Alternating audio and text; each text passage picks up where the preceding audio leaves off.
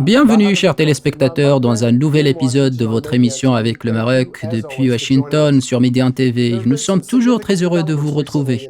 En effet, les scènes de violence sont devenues une monnaie courante au sein du Front Polisario. La désobéissance se généralise dans les camps de Tindouf et les scènes de chaos et de violence inouïes ne cessent de se multiplier. Des jeunes habitants des camps de Tindouf ont attaqué le siège de la gendarmerie du Polisario. Les protestataires ont mis le feu à 3 véhicules de la gendarmerie, dont 2 ont été totalement calcinés. La direction du Front Polisario a enclenché une série d'arrestations et de répressions contre les réfugiés et surtout contre les familles des opposants. Il est devenu clair qu'il existe un état d'instabilité dans les camps de Tindouf en raison de la corruption endémique et des violations des droits de l'homme poursuivies par le Front Polisario avec le soutien du gouvernement algérien. Tout cela se passe alors que plusieurs voix internationales s'élèvent pour dénoncer la violation par l'Algérie du droit international humanitaire en raison de son soutien au Polisario et des violations qu'elle commet. À cet égard, un chercheur a récemment écrit l'idée suivante, je cite, « Les pays qui ont la capacité d'influencer les actions du Polisario dirigées par l'Algérie sont tenus en vertu du droit international d'empêcher l'exploitation de la population détenue dans les camps de Tindouf et d'empêcher également le détournement des aides humanitaires à des fins illégales. » Fin de citation. Dans l'épisode d'aujourd'hui, nous discuterons de ces développements et de ce qui se passe dans les camps de Tindouf. Pourquoi le monde ne réagit-il pas? Et qu'est-ce qu'on peut faire pour aider les victimes sahraouis innocents? Pour discuter de ce sujet et faire le point sur ce dossier, j'ai le plaisir d'accueillir aujourd'hui 2 experts qui connaissent bien la région. Parmi nous aujourd'hui, M. Ilan Berman, le premier vice-président de l'American Foreign Policy Council, qui est basé à Washington. M. Ilan est également un expert en sécurité régionale qui a visité le Maroc à maintes reprises. Il a été un consultant auprès de la CIA et des départements de l'État et de la Défense. Parmi nous également aujourd'hui, le docteur Bill Michael, professeur à l'Université du Maryland et à l'Université George Washington. Il est un spécialiste des relations internationales des États-Unis et de la démocratie dans le monde arabe. Merci, messieurs, d'être parmi nous aujourd'hui. Avant de donner la parole à monsieur Georges Landrit, je vous invite à regarder et écouter ce témoignage d'un jeune Sahraoui qui a été persécuté par le Polisario. Le témoignage que vous allez voir est un extrait d'un documentaire réalisé et produit par Médian TV. Dites-nous. Je suis un Sahraoui, victime à 100% du conflit sur le Sahara. Et vous m'avez raconté aussi que votre tante était décédée. Mon père et ma sœur aînée sont aussi décédés l'année dernière. Avant son décès, ma grande sœur, qui s'appelait Tarbaka, était gravement malade. Quand nous étions allés demander de l'aide au ministère de la Santé, un responsable m'a ordonné de me taire et de rentrer chez moi.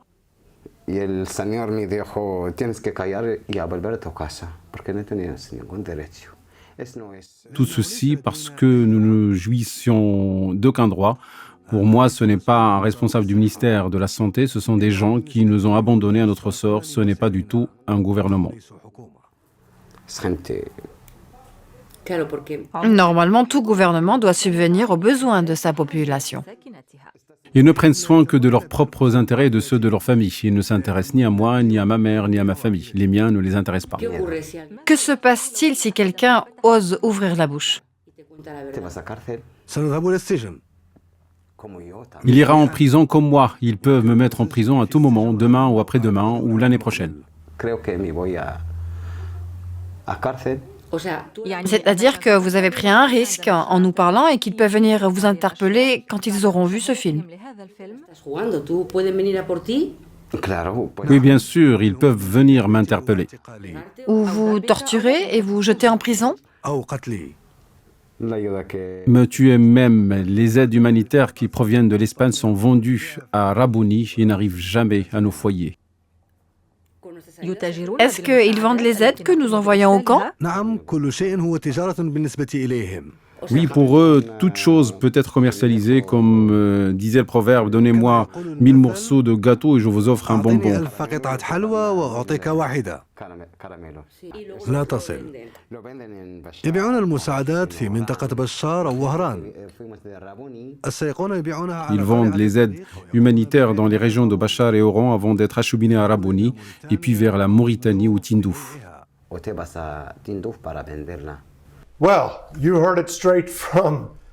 Vous venez d'entendre ce témoignage d'une victime de crimes du Polisario. Georges, comme nous l'avons entendu, le Polisario et l'Algérie sont responsables de ce qui se passe là-bas. Mais ces violations ne sont pas nouvelles. Car depuis des décennies, le Polisario et l'Algérie affament les réfugiés et vendent des aides humanitaires sur le marché noir, comme nous l'avons entendu. En fait, le Polisario ne cesse d'interpeller et torturer les réfugiés, les opposants et à les empêcher à se déplacer. En plus de cela, nous voyons le Polisario travaille en coordination avec d'autres groupes terroristes dans la région. Et ils sont responsables de la mort de 4 soldats américains lors d'une embuscade meurtrière au Niger en 2017. Ce qui inquiète énormément l'administration américaine. Ce que nous ne comprenons pas, c'est pourquoi l'administration américaine, qui porte un grand intérêt aux droits de l'homme, reste muette face à ces violations du droit international. Est-ce parce que les États-Unis ne s'en soucient pas ou parce que ne veulent pas hériter l'Algérie? Comment expliquez-vous une telle situation? I think maybe we have to divide America into two groups. One is just the populace in general, and the other are the politicians who represent them. I think the populace, to the extent Je they're pense que aware nous of these devrions things, and the news diviser les comes, they're Américains en probably deux sick of the parties. Bible La première est composée des citoyens lambda et la seconde est constituée des politiciens et des représentants. Je pense également que le peuple américain suit cette question et n'aime pas ce genre de crime. La plupart des Américains ne veulent pas voir la souffrance d'aucun être humain. Ils rejettent totalement les mauvais traitements et les exploitations inhumaines. Mais en même temps, les Américains ne veulent pas entrer en guerre. En fait, il y a une grande différence entre faire la guerre ou ne rien faire, et c'est la position des politiciens qui se cachent derrière des guerres pour ne pas adopter des positions claires. Malheureusement, les politiciens préfèrent la voie de l'immobilité et du silence. C'est une position bipartite et il n'y a pas de solution facile à cet égard.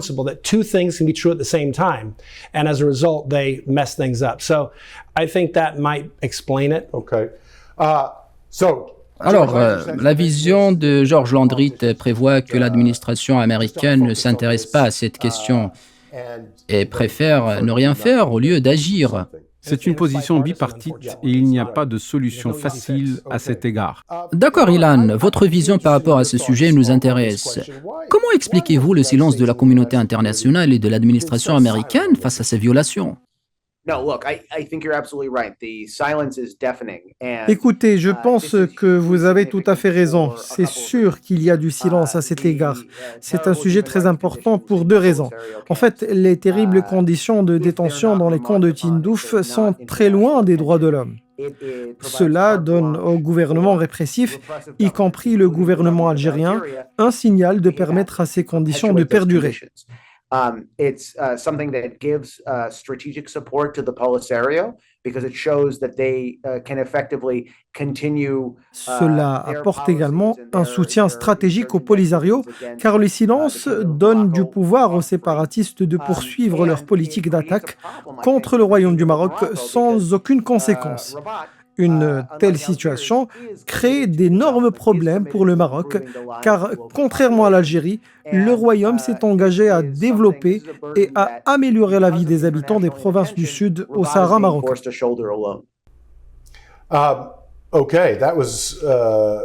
D'accord, c'est très important. Merci Ilan Berman, Bill. Tournons-nous un peu vers les Nations Unies. La résolution numéro 2645 du Conseil de sécurité a appelé l'Algérie à protéger les résidents des camps de Tindouf. Il a également souligné la nécessité de veiller à ce que les aides humanitaires parviennent aux nécessiteux. Bien évidemment, cela ne se produit pas. L'Algérie est responsable en tant que pays hôte de garantir un accès humanitaire sûr et sans restriction aux camps de Tindouf et de permettre l'enregistrement gratuit des populations séquestrées dans les camps, conformément à ses obligations et aux dispositions du droit international humanitaire. Pourquoi, à votre avis, l'ONU refuse-t-elle de prendre une décision en réponse à ces crimes systématiques commis par l'Algérie et le Polisario? Comme l'ont dit Ilan et George, le Conseil de sécurité sait exactement ce qui se passe et la question n'a pas besoin d'être clarifiée. Comment expliquez-vous leur incapacité à prendre des positions à cet égard? Very good question. First of all, there is the corruption of the United Nations. The United Nations does C'est not une très bonne monitor question. Tout many d'abord, il faut situations savoir qu'il y a de la corruption au sein des Nations Unies. Il y a un manque de responsabilité de la part du système de l'ONU qui permet beaucoup de pratiques corrompues. So the United Nations condones a lot of corruption. In this case, it's just a case of lawlessness. L'ONU passe sous silence l'état d'effondrement du droit et la prévalence du chaos. Les Nations Unies ignorent délibérément une telle catastrophe humanitaire.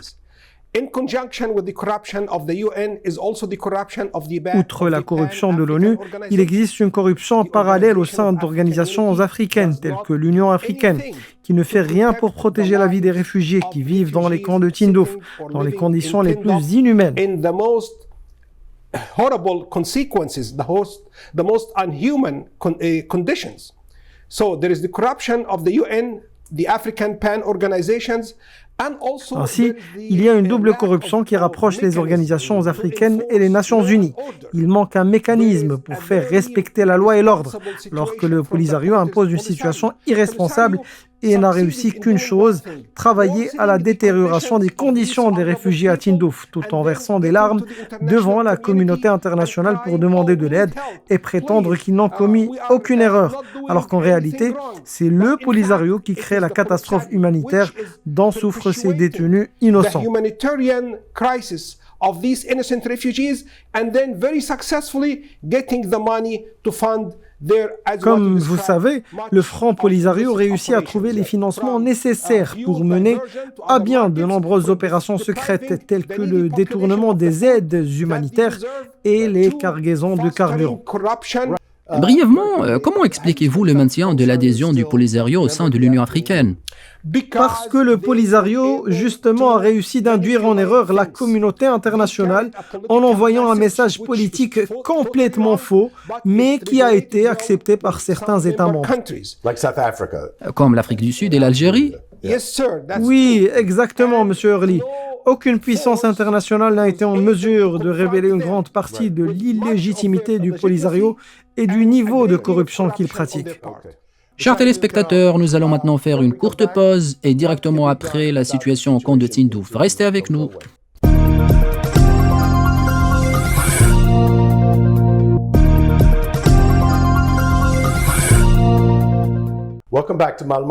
Chers téléspectateurs, nous voilà de retour pour la suite de votre émission avec le Maroc depuis Washington. Notre discussion porte aujourd'hui sur la situation désastreuse et détériorée de la vie des réfugiés dans les camps de Tindouf gérés par le Polisario et sous la protection du gouvernement algérien. Ilan, nous avons entendu tout à l'heure l'opinion de Bill Michael sur l'inanité et la corruption des organisations internationales. Il est clair que la solution politique est loin de voir le jour, car l'Algérie refuse même de participer au processus des tables rondes et entrave le travail des organisations internationales dans ces camps.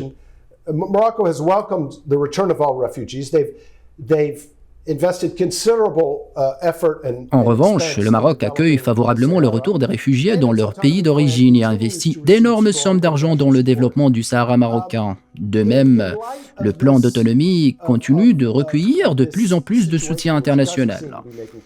Face à cette situation, qui ne semble pas avoir de solution, pensez-vous que les États-Unis peuvent intervenir et mettre fin à ce conflit artificiel fabriqué par l'Algérie et le Polisario?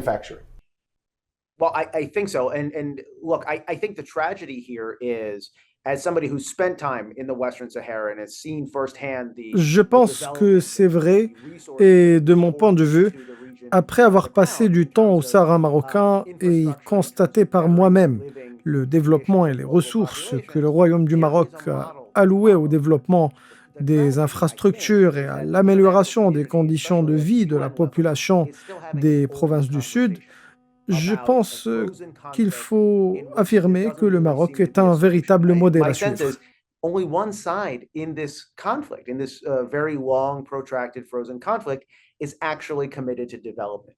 En fait, il n'y a qu'une seule partie engagée dans ce conflit artificiel de longue date, et il y a également une reconnaissance internationale croissante des investissements du gouvernement marocain au Sahara.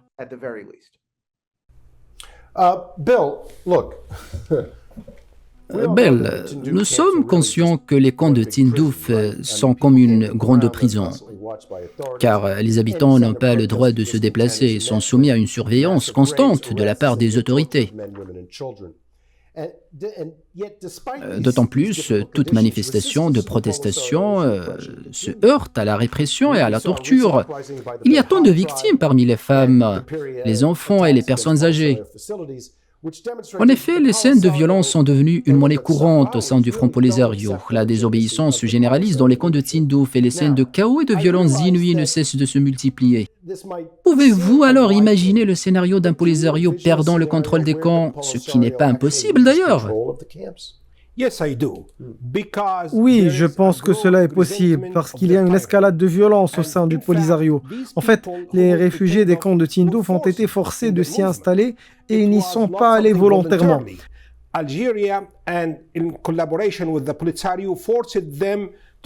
Le Polisario a coopéré avec l'Algérie pour les forcer à traverser la frontière marocaine en vue de s'installer dans ces camps. Pendant des décennies, ni le Polisario ni l'Algérie ne leur ont rendu service. Les détenus au camp de Tindouf n'ont pas reçu d'éducation ni d'opportunité de travail. Il n'y avait aucune justice à leur égard. Par conséquent, je m'attends à ce que les protestations s'intensifient, ce qui pourrait poser un sérieux défi au Polisario. Le dernier scénario pourrait être l'émergence d'une plus grande compréhension par la communauté internationale des horreurs imposées par le Front Polisario aux environs du Sahara marocain.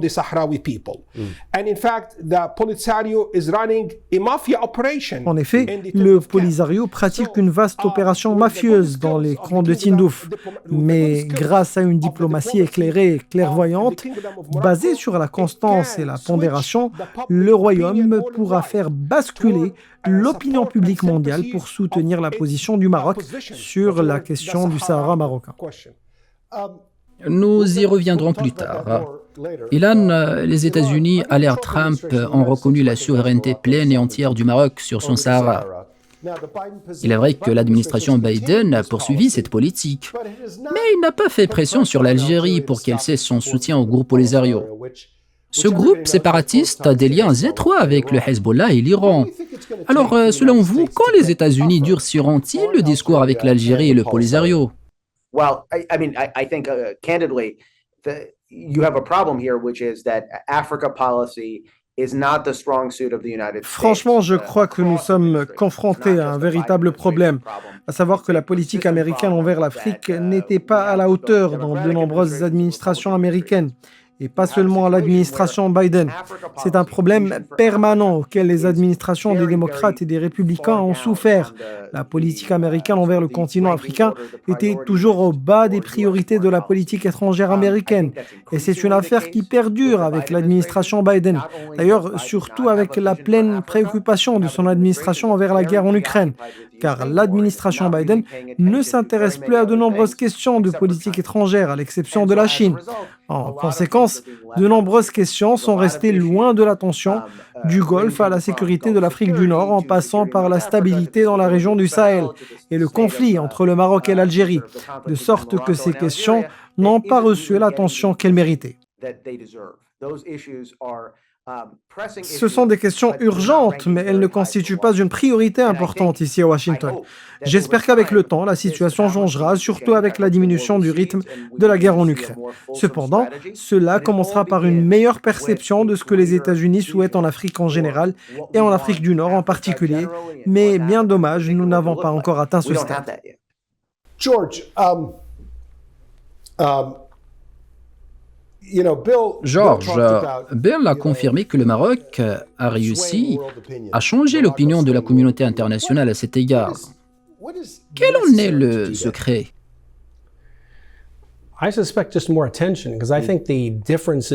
J'imagine qu'ils doivent attirer l'attention sur la question. Ils ont besoin d'une solide équipe de relations publiques pour promouvoir et faire connaître les réalisations. Si nous regardons ce que le Maroc a réalisé, nous voyons quelque chose de grandiose et la preuve est ce qui est réalisé aux provinces du Sud. Et c'est le contraire de ce que fait l'Algérie. L'essentiel est la nécessité de faire connaître les faits et automatiquement la vision de la communauté internationale qui changera certainement. Right. Ilan, we've heard from George and Bill about Ilan, George et Bill nous ont souligné l'importance d'informer et de faire prendre conscience au monde de ce que fait le Polisario dans les camps de Tindouf. C'est vrai que le Maroc le fait, mais que proposez-vous comme conseil pour promouvoir un tel travail ? Je pense que la question de la sensibilisation est une chose à laquelle il faut franchement prêter attention. D'ailleurs, le ministre marocain des Affaires étrangères, Nasser Bourita, en a parlé, mais il a été le seul à l'avoir soulevé. En fait, la communauté internationale en général et les États-Unis en particulier ne comprennent pas vraiment ce qu'est le Polisario, ce qu'il cherche à réaliser et qui sont ses partenaires dans l'Iran. On assiste récemment à une pénétration iranienne à grande échelle du continent africain, à commencer par l'Afrique du Nord. Le Polisario est devenu un partenaire de choix pour l'Iran et cela devrait préoccuper les États-Unis et l'Union européenne. Mais c'est une question qui n'a pas reçu beaucoup d'attention en raison de l'attention accrue portée à l'Iran dans le contexte du Moyen-Orient et dans le cadre de ses ambitions nucléaires. Si l'on s'attache davantage à faire la lumière sur ce qu'est le Polisario, qui sont ses partenaires et s'ils ont ou non une vision pour la région, le Royaume du Maroc sera en meilleure position et pourra s'appuyer sur ses partenaires internationaux qui sont de plus en plus pleinement conscients de la menace que représente le Polisario et ses partenaires. Bill, we spent a lot of time talking about the United States, talking about the UN, talking about Bill, nous passons beaucoup de temps à parler des États-Unis, des Nations Unies et de l'Europe, et de la façon dont ils traitent le Polisario. Mais ce dont nous ne parlons pas, ce sont les pays qui soutiennent le Polisario. Bien évidemment, cela concerne l'Algérie, l'Iran, le Venezuela, Cuba, l'Afrique du Sud et d'autres.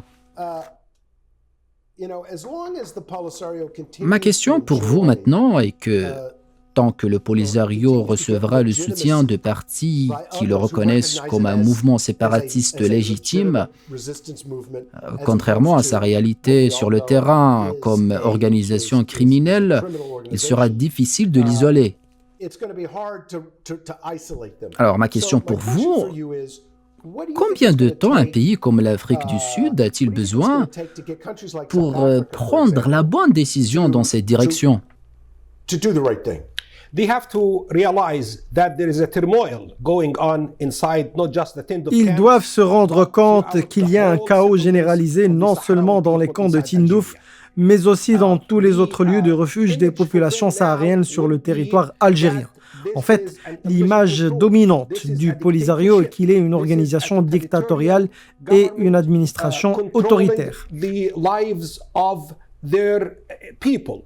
So if they perceive of this Alors, si ces pays comprennent la souffrance de la population de réfugiés sahraouis en Algérie, j'espère que des opinions d'opposition se lèveront au sein des gouvernements de ces pays pour informer les responsables de la nécessité de changer la situation et de changer de politique, car le soutien du Polisario ne sert pas à la population des camps de Tindouf, ce qui est extrêmement important pour ces populations.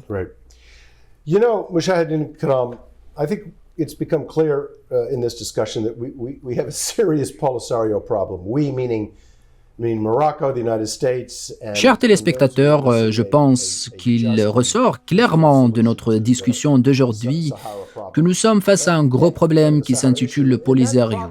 Et j'entends par nous ici le Maroc, les États-Unis et tous ceux qui voudraient voir une solution juste et pacifique au problème du Sahara.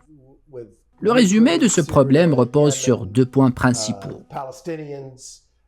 Premièrement, dans le monde d'aujourd'hui, et avec les problèmes de l'Ukraine, de la Syrie, du Yémen, de la cause palestinienne, de la Libye et du Soudan, Ce sont des problèmes qui retiennent l'attention de la communauté internationale. Quant à Tindouf, située à l'extrême sud de l'Algérie, et malgré un certain intérêt médiatique pour elle, ce sujet ne constitue pas une priorité au-dessus des préoccupations du reste du monde, comme c'est le cas des questions émergentes.